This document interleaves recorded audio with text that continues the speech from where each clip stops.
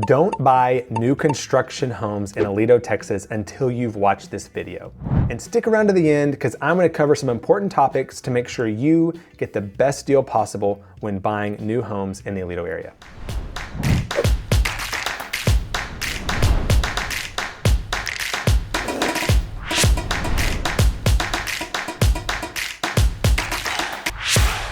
Now, if this is your first time on the channel and you want to know everything there is to know about living in Aledo, Texas, make sure you hit the subscribe button and tap the bell for notifications so you can be kept up to date with everything that's going on in the Aledo area.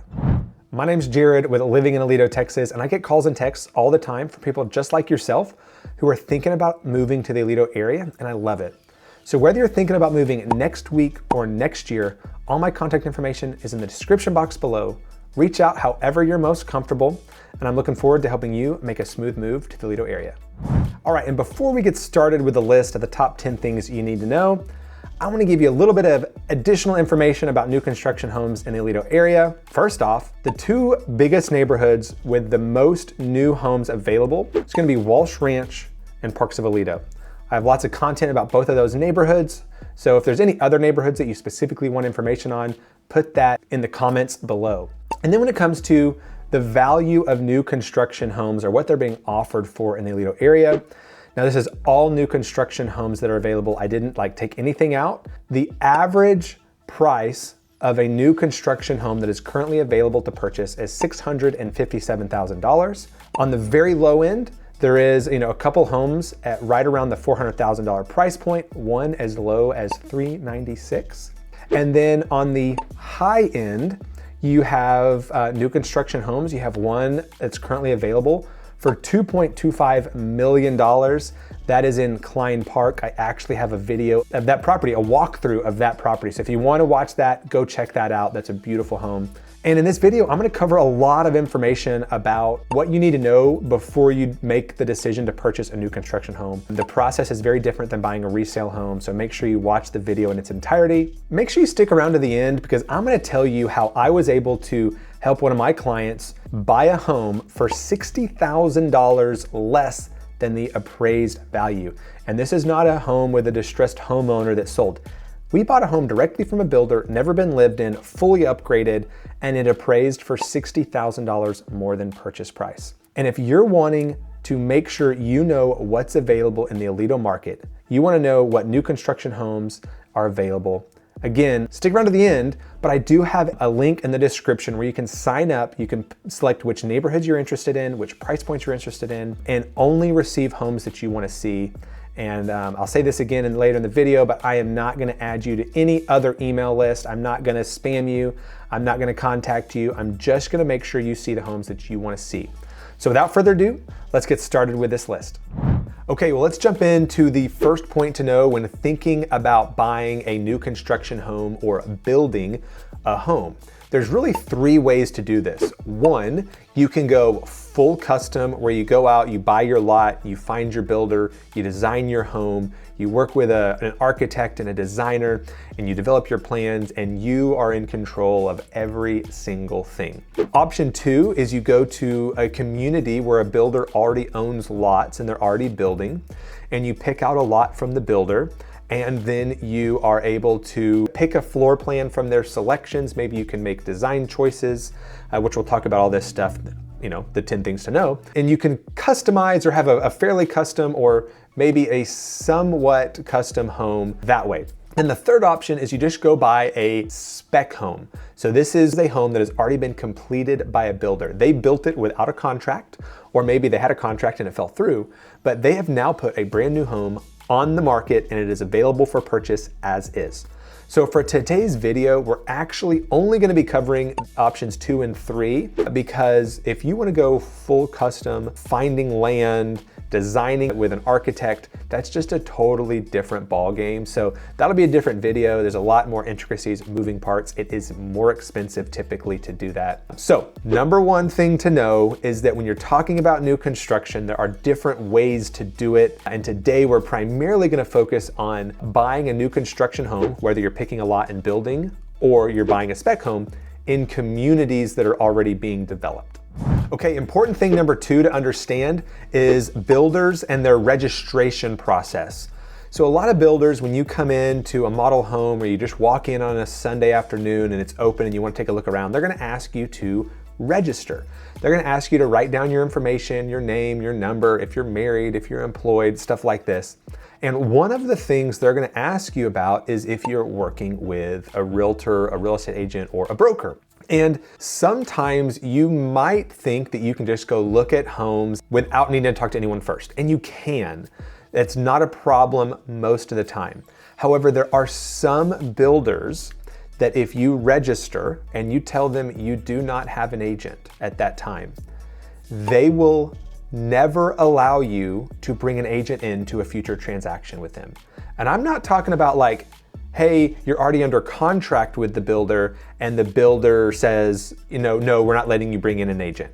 I'm talking about you might walk through an open house one time, and there are some, very few builders are this bad, and I'll explain why this is bad for you. But there is a builder in our market who tries to say that if someone even calls and talks to their office about their homes without expressly stating that they are represented by a real estate agent or real estate broker, that they cannot add that person to any future transaction. And that's concerning. And it's not just a self-serving thing on my end, and that might be your first thought. But really what they're doing, it's not so much that they're saying, we're not gonna pay anybody. It's they're not letting you have representation. And let me rephrase this. They'll say, sure, you can have representation, but you're gonna pay this person out of your own pocket. Now, most of the builders are not like that. The builders in Walsh and Morningstar, they're very friendly to having agents involved in the transaction. I've even had a client who, they were already under contract with a builder in Walsh. Things started getting a little weird in their opinion. And so they said, hey, we actually want someone to represent us now. And the builder was actually super cool about it. They had some friends and connections, and so they connected them with me. I got involved to help them to make sure they felt comfortable. And the builder actually allowed them to bring me into the transaction after we went under contract so that I could represent them.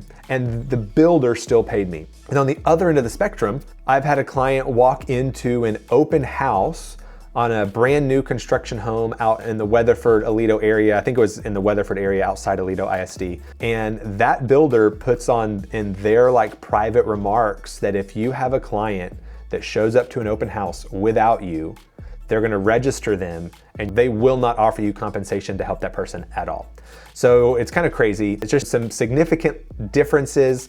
And the reason that I really bring this up and explain this to clients is that in order to sell or help other people sell real estate in Texas, we're licensed by the state. I am a fiduciary to my clients. I am obligated legally to represent their best interests over anyone else's, even my own. There's a couple of caveats to who is required to be licensed. One of the caveat or the carve out is if you're an employee of the owner, you don't have to be licensed. So that's one. So that sales rep for the builder, one, doesn't have a real estate license because they're an employee of the owner. And if they're an employee of the owner, I always ask people, who do you think they're looking out for? And spoiler alert, it's not you, right? Their best interest is getting the home sold for their employer so they can make their bonuses, not necessarily to represent your best interest. So it typically behooves you to have someone represent you. It is not a legal requirement by any means, but if you do want to be represented when you're purchasing a new home, you need to make sure that you're letting builders know that you either have an agent or you plan to work with an agent if you go through any sort of registration process with them. So that's item number 2, is making sure that you understand what registering with the builder does when you do it. Okay, so the third important thing to understand is pricing and how pricing works with a builder. And we're not gonna talk about negotiations on this topic right now, but the simplest pricing to understand with a new construction home is on spec homes.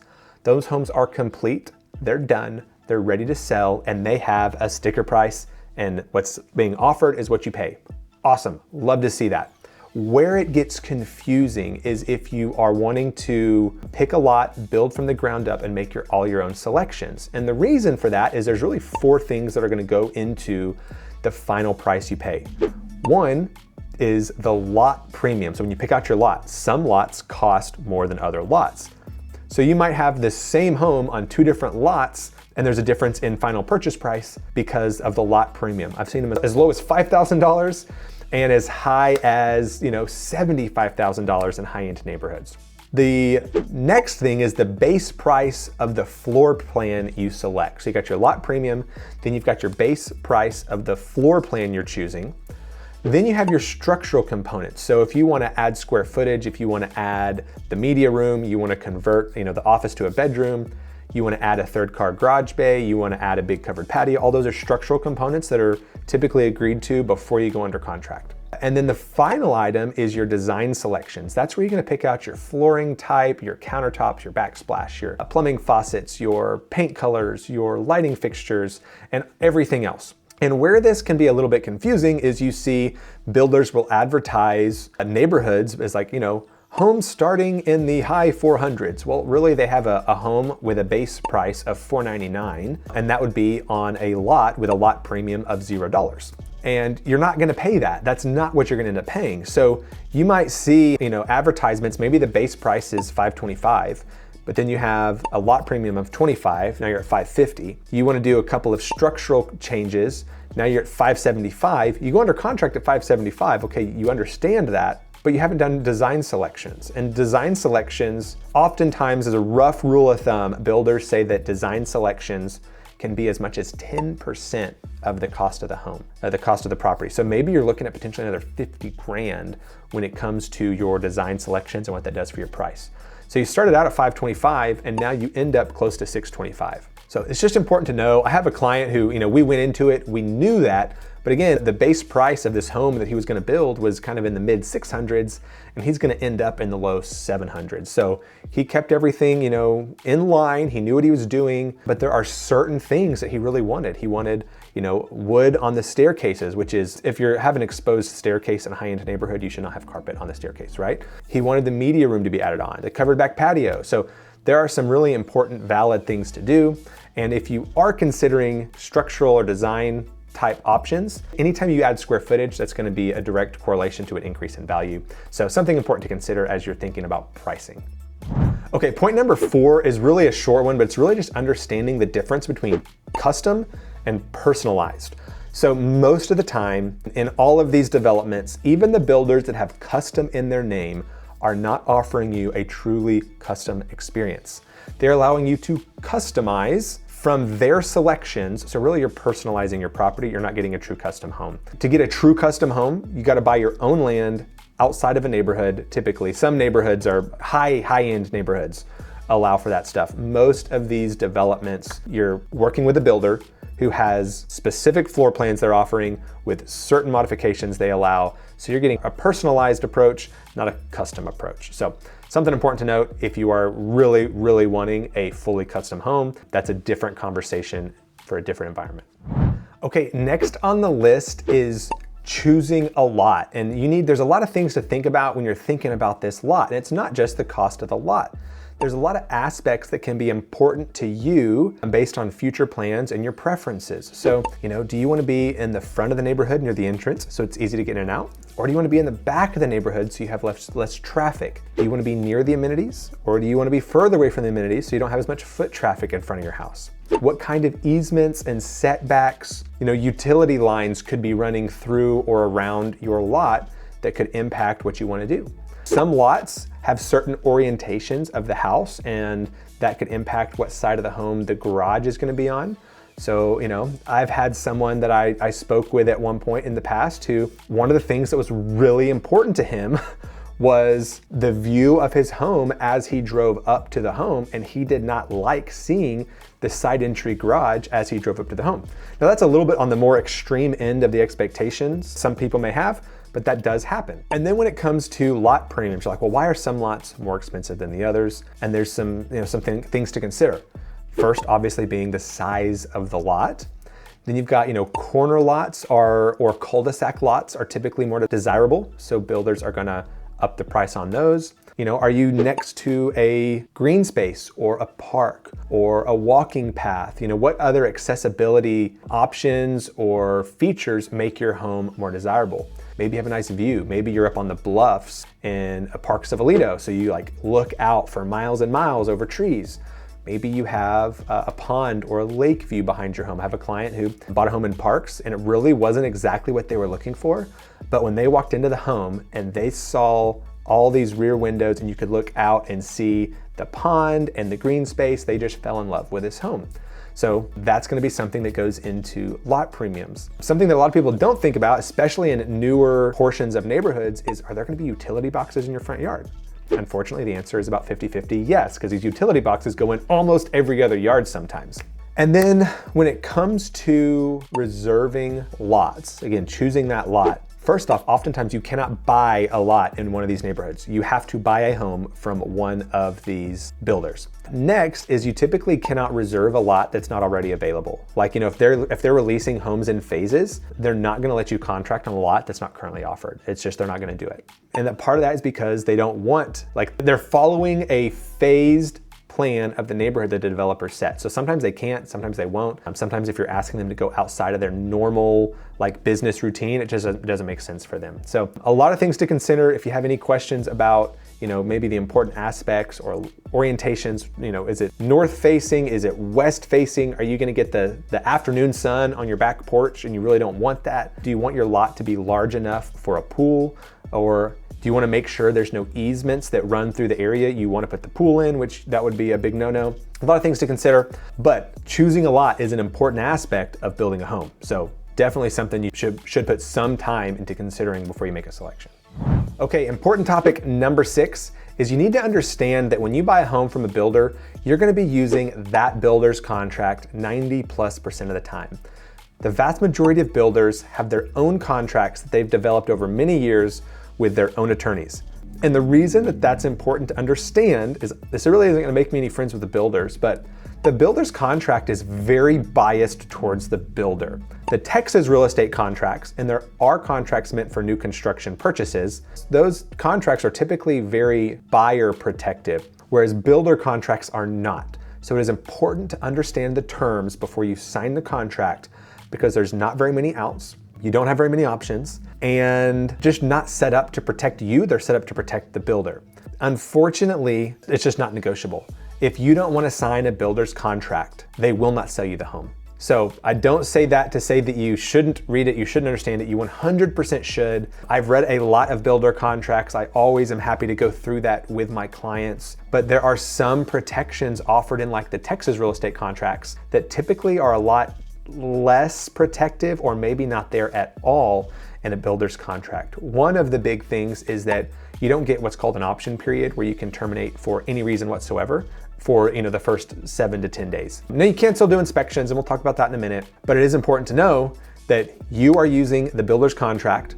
Also, the builder is not going to reserve things for you based on verbal negotiations. So I have literally had a client interested in a home. The builder said, well, we have someone else we've come to an agreement on, but he went into the hospital for a procedure and he's not signing the contract. So if your client's interested, we can write the contract if they do it quickly.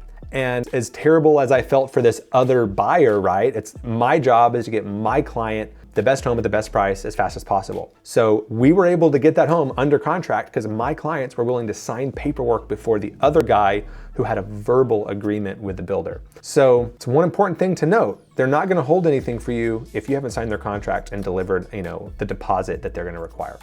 Okay, and so you may be asking me, say, Jared, if I can't negotiate the terms of the contract, what can I negotiate? And really, it comes down to dollars and cents. So the item number 7 on my list is you need to understand how builders negotiate, because one of the least negotiable items for them is the sales price. And I'll explain why. They want to protect their sales price, so they protect their appraised values so that they can continue to increase home prices over the course of the development of the neighborhood. Now, that's not saying that they'll never reduce the price, but if the home is not finished, the home is not built, or there's a lot that's available to build on, they're not gonna offer discounts and be very unlikely to offer it at a discounted price.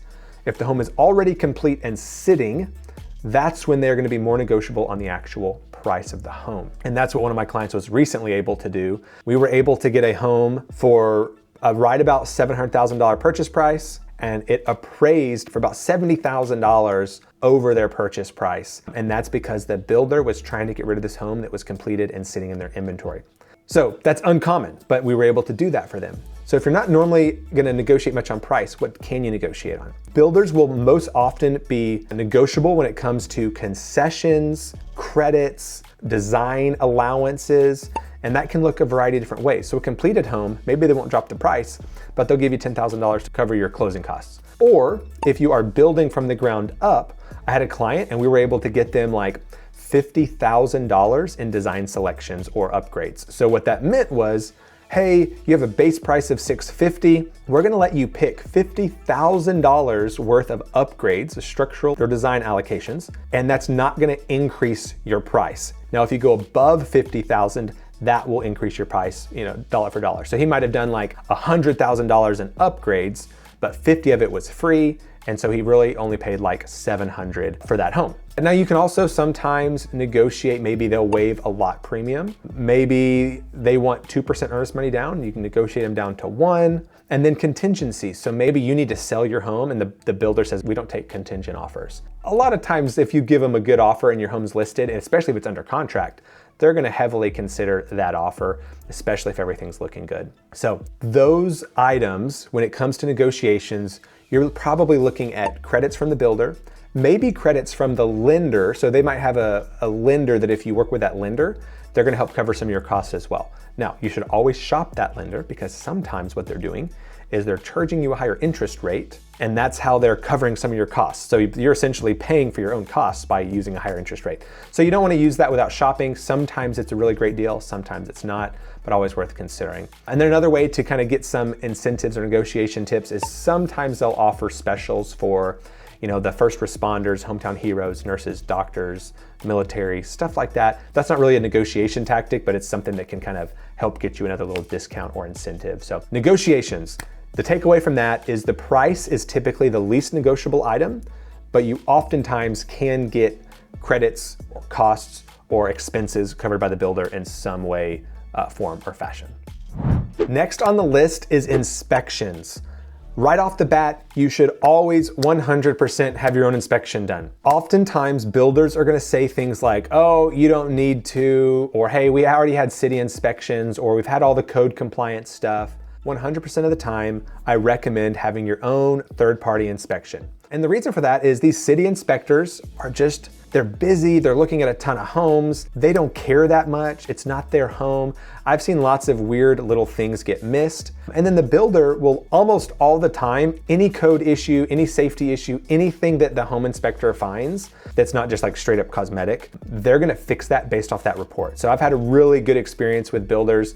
You get that home inspection, you give it to the builder. By the builder, in this sense, I mean the construction manager, and he's gonna fix that 99% of the time, anything on that list. And there are different types of inspections you can have done. So one, let's say you're buying a spec home, it's already done, 100% have just a new construction home inspection. That inspector is gonna go through, he's gonna check all the electrical stuff, he's gonna check all the plumbing, he's gonna make sure that all the plumbing fixtures are tight, they're not leaking, that the electrical stuff's installed correctly. He's gonna look at the windows, make sure they're installed correctly, everything. And then you take that report to the construction manager. But if you're building from the ground up, you wonder, well, Jared, what about that? What do my inspections look like if I picked my lot and I'm having the home built? In that scenario, you wanna have what's called a phase inspection done of your home. And there are some hoops to jump through. To be honest, builders don't love it because it's another set of eyes on what they're doing. It's something they need to coordinate with. But a phase inspection typically covers three main things. You have your pre-pour inspection. That's where the inspector goes out before they pour the foundation, but they've put all the forms out, they've dug all the holes, they've laid the plumbing, and everything's laid out and they're ready to pour the concrete. So you get that looked at, verified, double checked, and it's all good, awesome. Then you have your pre-drywall inspection. So at that point, the roof is up, the studs are up, exterior walls are up. But at this point, the inspector can still see all the electrical wiring and all the plumbing running through the home.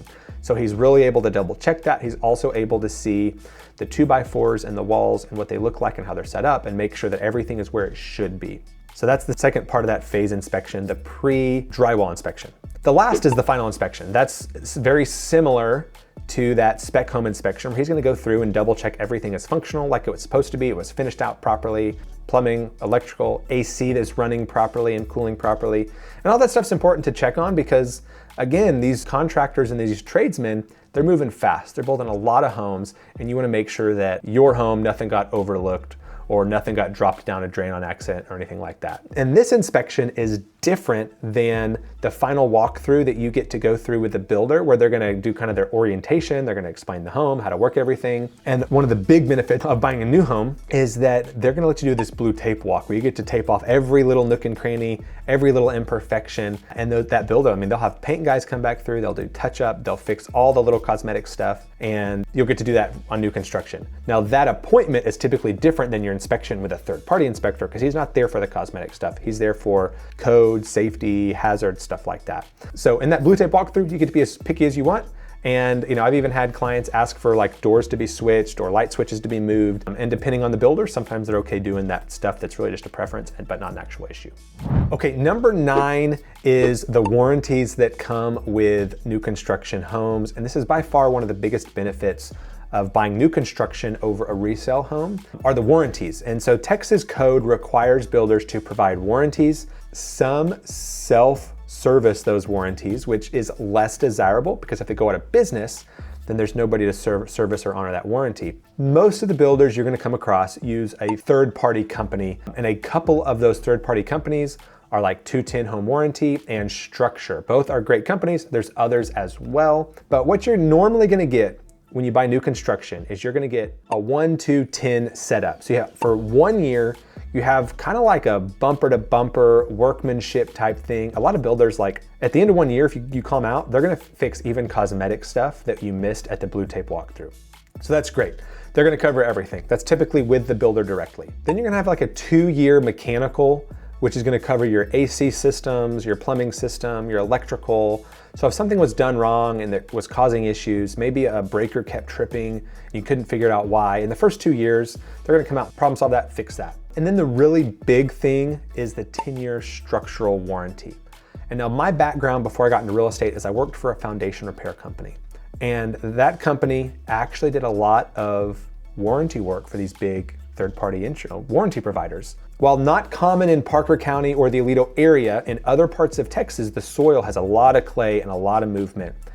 And so that structural warranty on the foundation is a huge benefit when it comes to buying new construction. Now, Texas recently changed the minimum on that to only being 6 years. So that's probably gonna be more common going forward as you get a 1-2-6. But a lot of the big builders and reputable builders are still offering that 10-year structural warranty that's gonna cover primarily your slab, or if some other structure of the home was done incorrectly, it would cover that too. But the foundation is the big thing that's being offered coverage for that's important.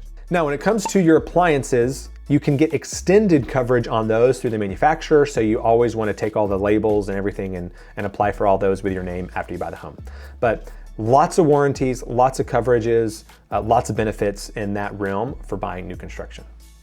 Okay, last but certainly not least of the things that you need to think about, consider, and understand when you're thinking about buying new construction is what phase of the development do you want to buy in?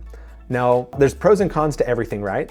But let's talk about buying early in the process. If you buy early in the neighborhood development, you're gonna be locking in a lower price. That's gonna be a benefit, but you are going to have some cons associated with that. The primary one, in my opinion, is you're gonna have a long-term construction in your neighborhood. Lots of traffic, lots of noise, lots of people in and out. It's gonna be kind of messy, so maybe your car gets covered in dust all the time.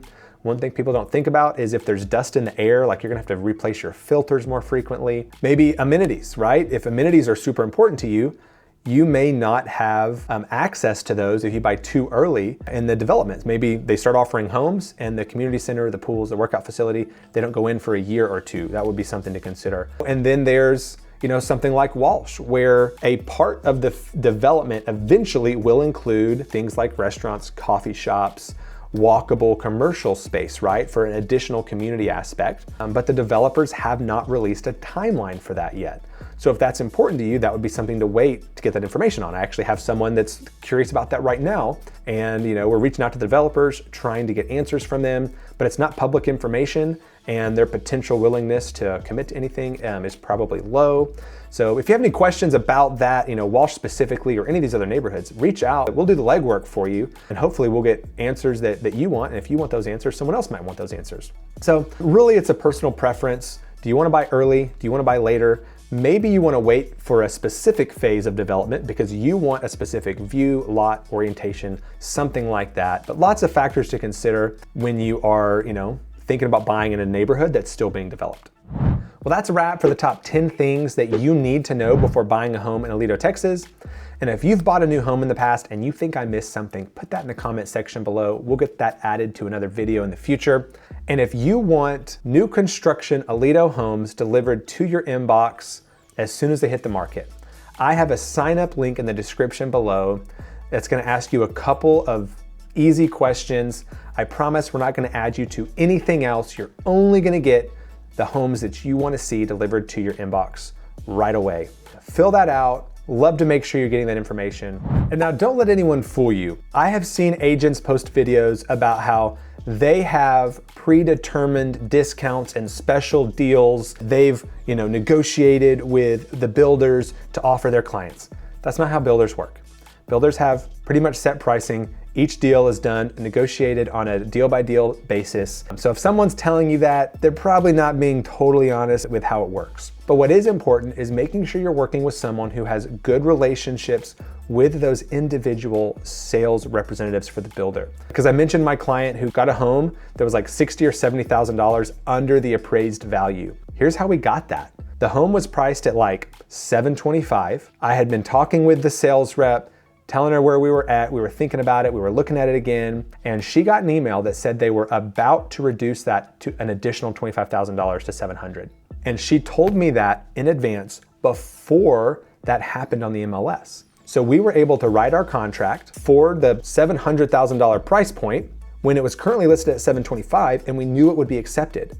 So we got a home under contract at a price that no one else knew was even available simply because of a good relationship with a sales rep. So that is a way an agent can benefit you, but if they're talking about predetermined discounts, special deals for just their clients, probably not being honest. So remember, if you're thinking about moving to the Aledo area, whether it's next week or next year, all my contact information is in the description box below. Reach out however you're most comfortable, and I'd love to help you make a smooth move to the Aledo area.